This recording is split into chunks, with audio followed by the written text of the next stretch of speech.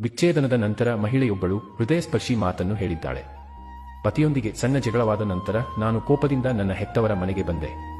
ನನ್ನ ಪತಿಯು ತಾಯಿಯ ಮನೆಯಿಂದ ಕರೆದುಕೊಂಡು ಹೋಗಲು ಬಂದಿದ್ದರು. ಆದರೆ ಕೆಲವು ಕೆಟ್ಟ ಸಂಬಂಧಿಕರು ಮತ್ತು ನನ್ನ ತಾಯಿಯ ಮನೆಯ ಕೆಲವು ಜನರ ಪ್ರಭಾವದಿಂದ ನಾನು ಅವರೊಂದಿಗೆ ಹೋಗಲಿಲ್ಲ. ಪ್ರತೀಕಾರವಾಗಿ ಅವರನ್ನು ಸುಳ್ಳು ವರದಕ್ಷಿಣೆ ಪ್ರಕರಣದಲ್ಲಿ ಸಿಲುಕಿಸಿದೆ. ನಾನು ಅದನ್ನು ತುಂಬಾ ಆನಂದಿಸಿದೆ.